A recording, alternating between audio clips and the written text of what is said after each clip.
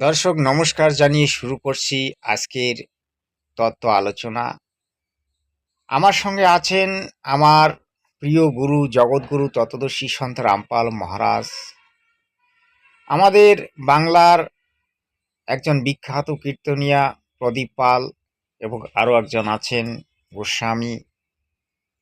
আজ এই ত্রিদেবের বা তিন মহান ব্যক্তির শ্রীমুখ থেকে আমরা শুনব পাপ কাকে বলে, পাপের বাবার নাম কি, পাপ থেকে কিভাবে আমরা মুক্তি পেতে পারি, এই নিয়ে আজকের বিরাট তত্ত্ব আলোচনা। আপনাদের কাছে রিকোয়েস্ট থাকবে যে আপনারা ভিডিওটি অবশ্যই শেষ পর্যন্ত শুনবেন এবং ভিডিওটিকে বন্ধু বান্ধবদের মধ্যে শেয়ার করবেন, আর পারলে চ্যানেলটিকে সাবস্ক্রাইব করে নেবেন, ভিডিওটিকে লাইক করবেন। আপনাকে ধন্যবাদ জানিয়ে শুরু করছি আজকের তত্ত্ব আলোচনা। সৎ সাহেব তাই নারদকে বলল, নারদ, এমনও পাপের বাবা আছে, ওই বাবার সন্ধান যদি তুমি করতে পারো নারদ, তাহলে বুঝবে জগতের মানুষ কেন পাপে পরিপূর্ণ হয়।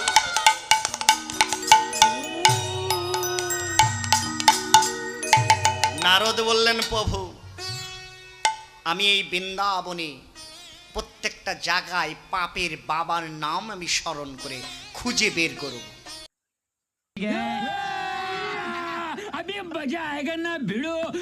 শেষ পর্যন্ত দেখবেন এবং দেখার জন্য আগ্রহ থাকবেন। অবশ্যই কৃষ্ণ কথা বলিবার তরে যদি কোনো ব্যক্তি কুটো কথা বলে, বড় বড় বক্তা এবং বড় বড় পণ্ডিতদের কাছে শ্রীমদ্ ভাগবত শ্রবণ করতে হয়। তার মধ্যে সামান্য নয়, সকল ধর্মের শ্রেষ্ঠ ধর্ম শাশ্বত সনাতন। এই সনাতনের সমস্ত গ্রন্থের সার অক্ষর শ্রীমদ্ ভাগবত গীতা।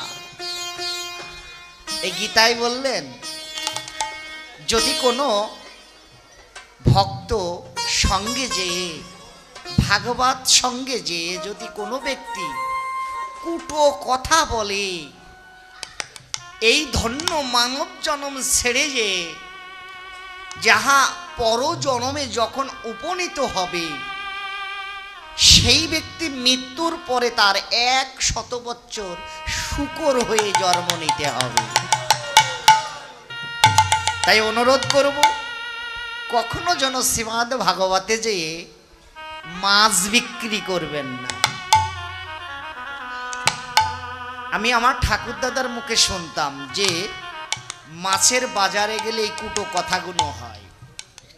এটা মাছের বাজার না, এটা কিসের বাজার জানেন? ভগবানকে খোঁজার জায়গা, ভগবানকে আপন করে ধরার জায়গা এবং পাপাচ্ছন্ন জীব থেকে মুক্তির পথ পরিদর্শন করার জায়গা। এটার নাম হলো শান্তির জায়গা। বৈষ্ণব সিদ্ধান্তে বলে। প্রিয় দর্শক নমস্কার জানিয়ে শুরু করছি পাপ পুণ্যের বিচার। এই জগতে আমরা পাপ করে চলেছি, কিন্তু আমাদের এই পাপ থেকে মুক্তির কি কোনো উপায় নেই? সকলেই শুধু পাপের কথা বলে, পুণ্যের কথা বলে, কিন্তু পাপ মোচনের কি উপায় তার সঠিক ব্যাখ্যা কিন্তু আজও কেউ দিতে পারেনি। এমন একজন ব্যক্তি, এমন একজন মহাপুরুষ আজ এই ব্যাখ্যা দেবেন যে কথাগুলি হয়তো আপনারা জীবনে কোনোদিন শোনেননি। সেই মহান ব্যক্তি আজ বিশ্বগুরু, বিশ্বের মধ্যে যার আজ শঙ্খধ্বনি হচ্ছে, বিশ্বের মধ্যে যার নাম আজ তত্ত্বদর্শী গুরু নামে পরিচিতি পাচ্ছে, তিনি অন্য কেউ নন, তিনি আমাদের প্রিয় গুরু জগৎগুরু তত্ত্বদর্শী সন্ত রামপাল মহারাজ। আমরা তার প্রবচন মনোযোগ দিয়ে শুনব। চলুন একবার সংক্ষিপ্তভাবে শুনে নেই। সৎ সাহেব।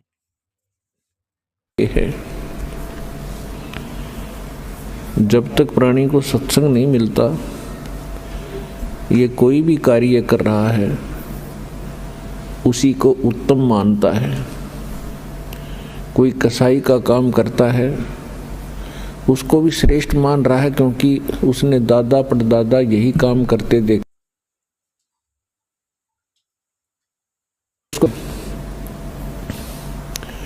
इसी प्रकार कोई शराब पीता है तो शराब पीने वाले को भी बुरा नहीं लगता, क्योंकि उसके साथी सभी उसी कार्य को सहर्ष कर रहे होते हैं। इसी प्रकार कोई चोरी करता है तो चोरों का ग्रुप भी भिन्न ही होता है, तो उनके सब के विचार एक जैसे ही होते हैं, इसलिए उनको वो काम बुरा नहीं लगता। सत्संग में आने से परमात्मा का विधान ज्ञान होता है, परमात्मा के नियमों की जानकारी होती है,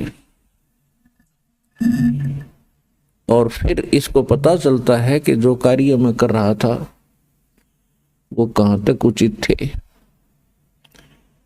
फिर वो त्यागने की चेष्टा करता है और एक दिन उनसे विमुक्त हो जाता है। ठीक इसी प्रकार सत्संग में आने से हमें एक और ज्ञान होता है।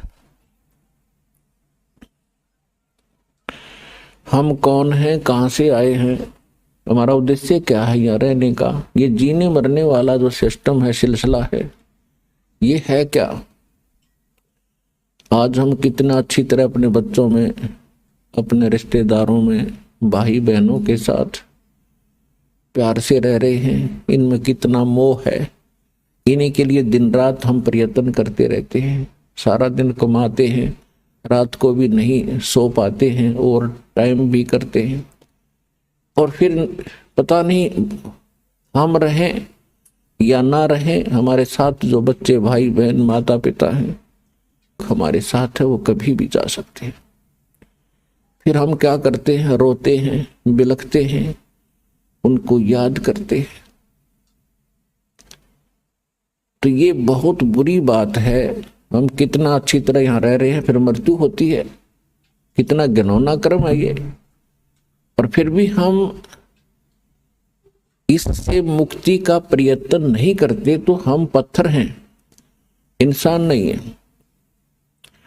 अभी तक तो हमें पता ही नहीं चला था कि इसका कोई विकल्प है, इसका एंड भी है।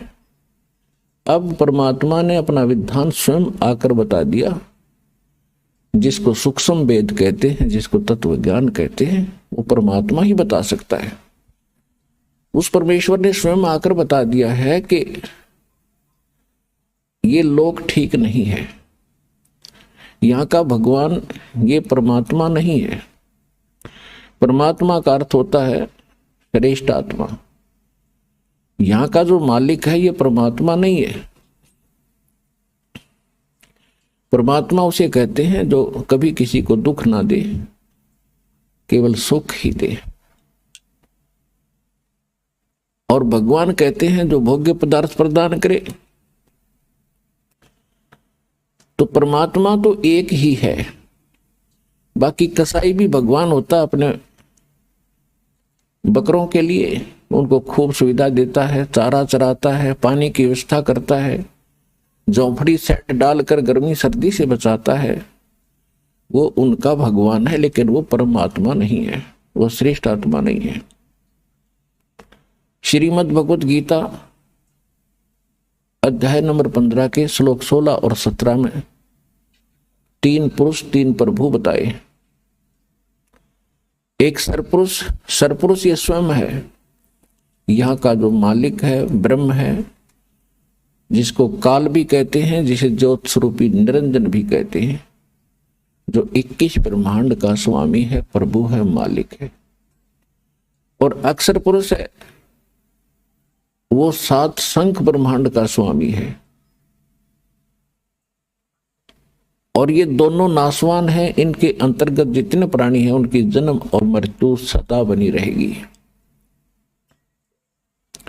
गीता अध्याय नंबर 15 के श्लोक 17 में स्पष्ट किया है कि उत्तम पुरुष है तो अन्य परमात्मा इति उदाहरत है, ये लोकत्रयम् आविश्य विवर्ती अवैश्वर है। इसमें यह स्पष्ट किया है कि उत्तम पुरुष श्रेष्ठ परमात्मा, श्रेष्ठ प्रभु, वो तो कोई इन दोनों से अन्य है। और परमात्मा इति उदाहरते, जिसको परमात्मा कहते हैं, वो परमात्मा है। वो दुख नहीं देता, वो सुख ही सुख देता है। वो सुख का सागर है। सुख सागर का अर्थ है कि जहां सुख का एंड ना हो, समाप्त ना हो। और वही तीनों लोकों में प्रवेश करके सबका धारण पोषण करता है। तो यहां सतलोक आश्रम बरवाला जिला हिसार के अंदर उस परमात्मा की जानकारी दी जाती है और उसको प्राप्त करने की विधि बताई जाती है। वो परमात्मा, उस परमात्मा की शरण में आने से कबीर भगवान है, वो कबीर परमात्मा है, वो वास्तव में भगवान है, वास्तव में परमात्मा है। और उसकी शरण में आने के उपरांत आपको यहां भी सुख देगा, क्योंकि वो सुख सागर है, वो परमात्मा है, दुख नहीं देता।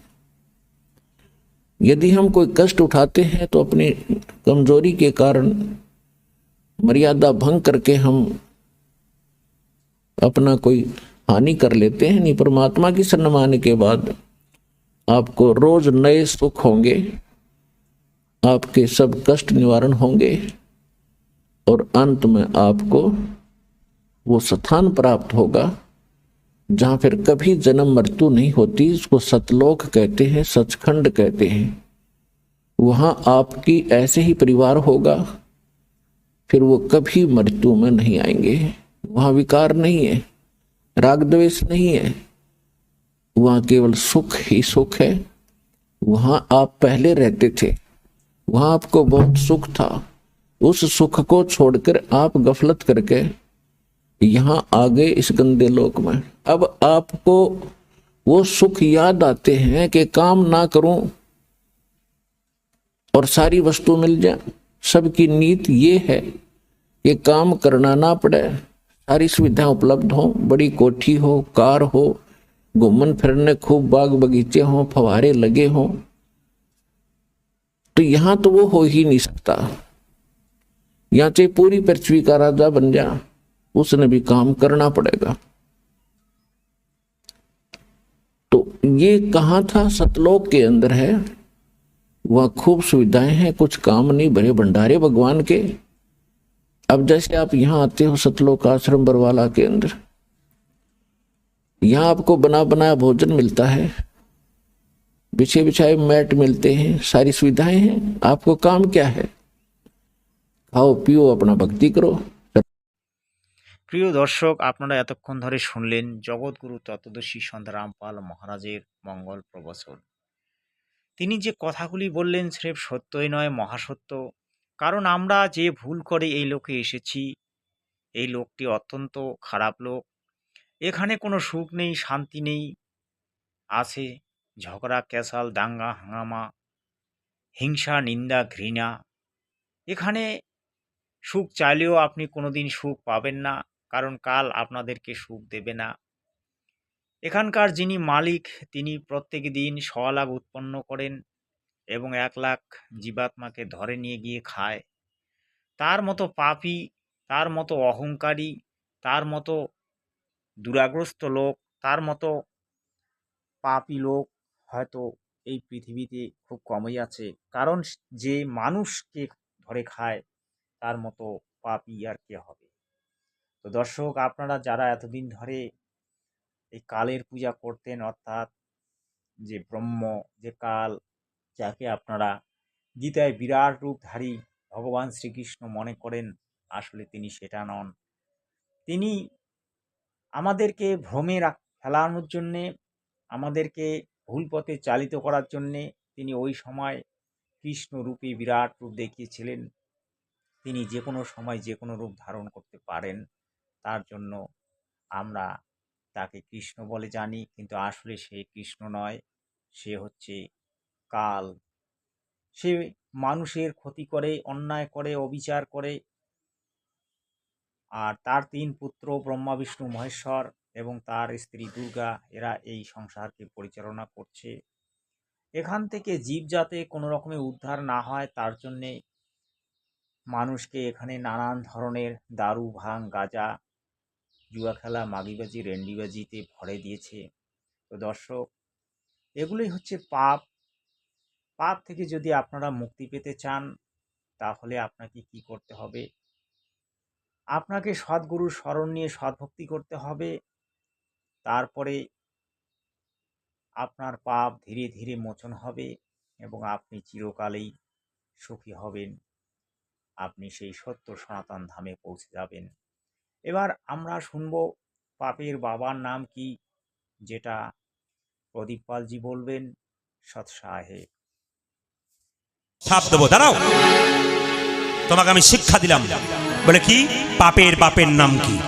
বলে আমি বুঝতে পারলাম না। পাপের বাপের নাম হলো লোভ। এই ভাই কিন্তু উত্তর দিয়ে দিয়েছে। পাপের বাপের নাম কি? লোভ। তুমি কেন আমার হাতে খেতে চেয়েছিলে? তখন ব্রাহ্মণ বলল, তোমার ভক্তির জন্য খেতে চেয়েছিলাম। না, আমার ভক্তির জন্য নয়, তুমি খেতে চেয়েছিলে স্বর্ণ মুদ্রার জন্যে।